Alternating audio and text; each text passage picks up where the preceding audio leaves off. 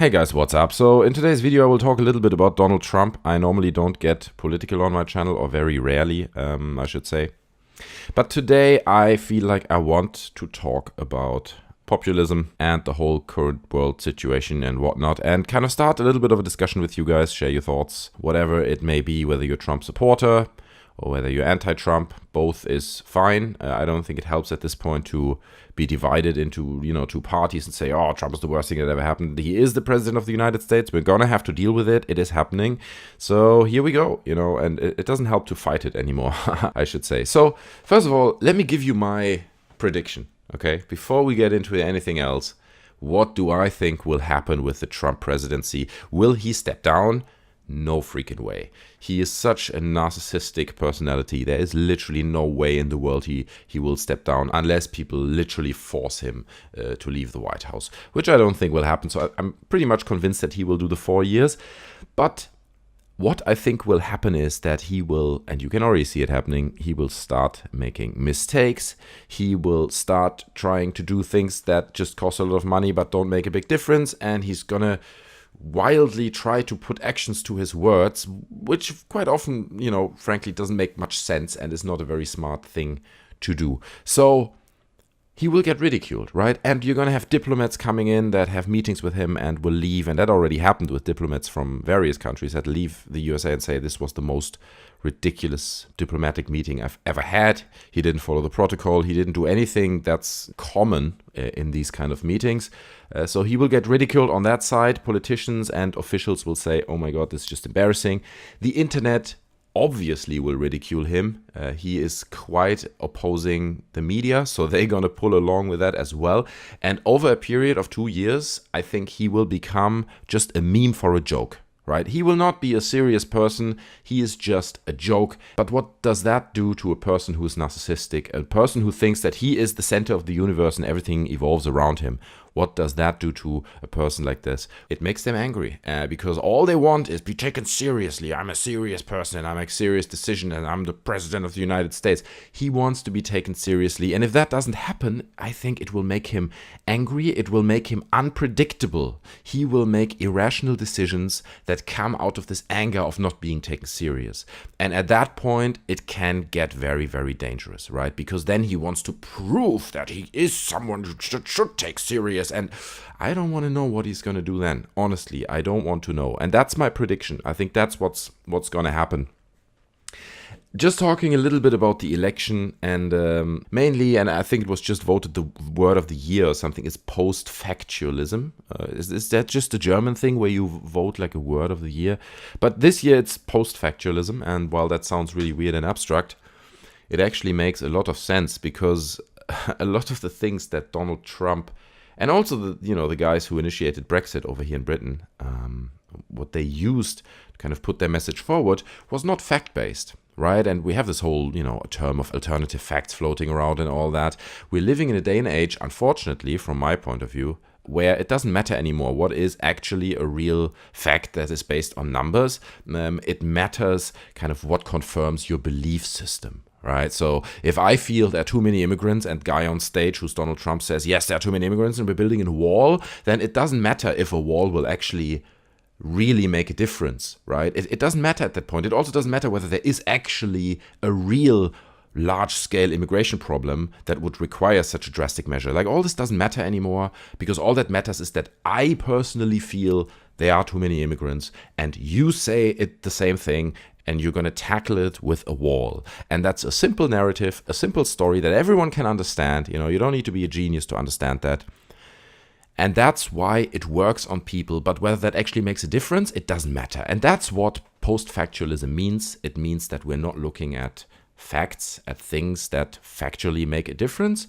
No, we're looking at things that confirm our belief systems. And obviously the tool that Donald Trump uses to achieve all these things and to put this into our day-to-day lives is like populism, right? And I have met people that I spoke to about Donald Trump, and we spoke about populism, and they were like, sorry, it's a stupid question, but what exactly is populism, right? And it's like grown adult people standing in front of me, having seen the whole election take place, and after all this happens, they wonder what populism. I mean, I don't understand how that even works in any way. But let me elaborate on this. So populism is basically, and this is just my stupid summary, I'm sure there's like a much better definition somewhere in some book, but it's basically growing your popularity out of people's desperations, right? It's pretty much what I just described. You are desperate, you maybe lost your job, you live in a small village where there's not much chance of getting a new job, you see your life being screwed. So I come in and I say, I'm gonna create loads of new jobs in this area, right? How I'm gonna do this, I have no fucking clue. All I know as a politician is you're gonna vote for me because I said that. And that's populism. I use my voice to say something that you want to hear. And it has nothing to do with what I'm going to do is actually going to make a difference. It doesn't matter. All it is I'm going to say what you want to hear. And at this point, the populist language is not even camouflaged or hidden. You can always argue that previous politicians also, during the election periods, they say the things that people want to hear. Yeah, that's true. But they always kind of try to keep themselves a diplomatic backdoor where they don't just say, oh, we're going to do these things, because they know the reality of most of these promises is that they are much more complicated and complex, than you can communicate to like an average person. So you're careful in how you articulate these kind of things. But Donald Trump is not careful at all. He just says things straight out. He's like an open populist. It's not hidden at all. His language is just right in your face. You can't miss it that he's a populist, in my opinion, and that he's basically lying constantly and promising people things that make no sense. If all the problems that he promises to tackle would be as easily solved as he says they are, then why didn't other politicians do it, right? Surely they want the best for the nation. Okay, like building a wall, that's like his personal thing, but a lot of other things that he wants to tackle, if everything would be as easy as he describes it, then why other people don't do it? Like, it doesn't make any sense. So if I'm watching someone talk about these kind of things and having seen that other politicians didn't do it in the last 10 years, then I'm pretty sure it doesn't work like he describes it. It doesn't work as easy as he thinks it does. However, we have to say that a lot of people are desperate and a lot of people are in need, and that has to be taken seriously, right? I'm not saying just ignore all these people who lost their job and they're going to find some way around and let's just vote Hillary Clinton. That's not what I'm saying.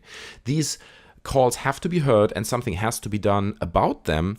And I also want change. I also want to go away from the traditional idea of like corporate politics, but not at all cost, right? Like, look at the price we're paying now. The supposedly most powerful nation in the world now has a leader that is ridiculed by the world, that divides the nation like no one has ever before, probably, at least not in the last 100 years.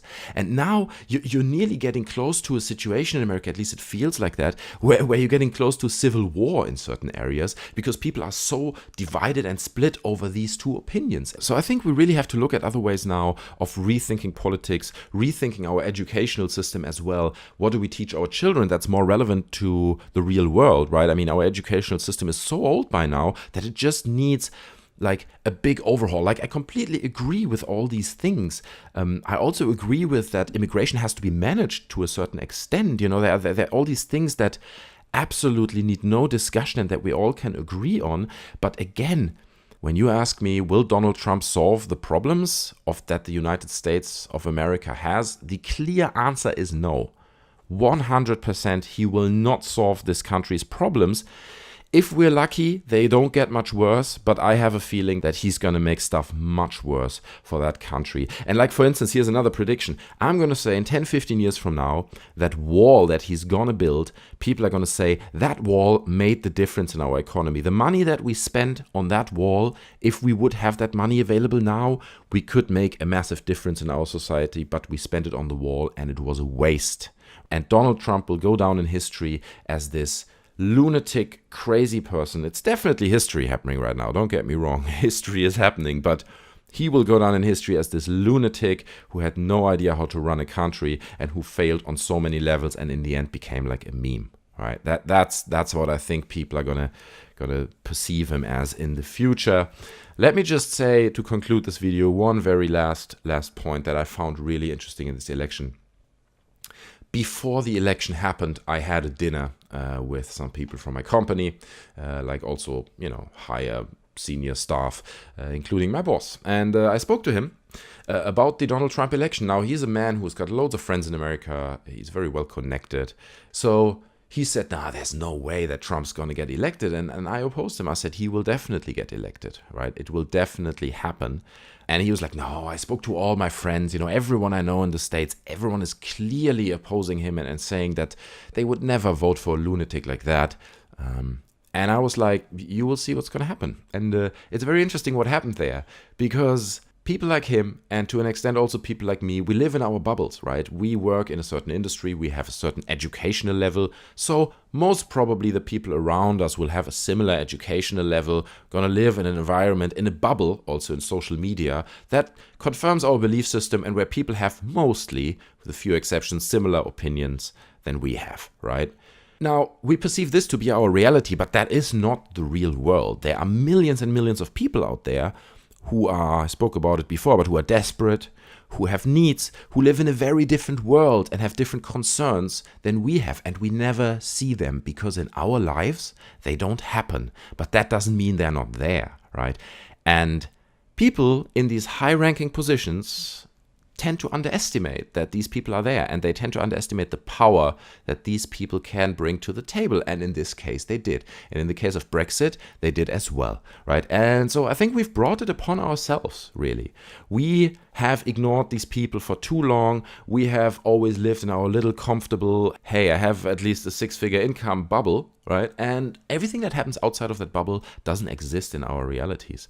And that's concerning. And that's something I learned out of this election and also the Brexit votum, is that we have to realize these people are there and we have to take them serious because they are the majority, and we have to do things that make their lives better as well. And even then we have to compromise on the quality of our own lives to an extent. Like, all that are actually insights that came out of this votum. Anyway, guys, I hope we're not going to see the apocalypse in the next 4 years. I still have a teeny bit of hope that somehow we manage to get him out of the White House again before the 4 years run out. That's just my opinion. Like I said in the beginning, guys, you can be pro-Trump. It's totally fine. I'm not hating against you. At this point, we have to deal with it and try to make the best of it. But it would be great to hear your thoughts down in the comment section below. What was your experience during the election? If you live in Europe or not in the United States, how was it for you to wake up in the morning and to see Donald Trump is the president of the United States, or president-elect at that point? But so share all your stories that come to mind about the election and about Donald Trump underneath in the comment section. But guys, let's try not to hate on each other too much, okay? Yeah, we all have different opinions and all, but it doesn't help if we just scream at each other and tell, how horrible we are. And it doesn't help, okay? So let's try to keep it sensible down in the comment section. That would be great. Guys, you can like the video. You can subscribe to my channel. You can share the video. Do all the good stuff. That would be appreciated. Otherwise, guys, take care, and I'll see you next time. I'm out. Bye.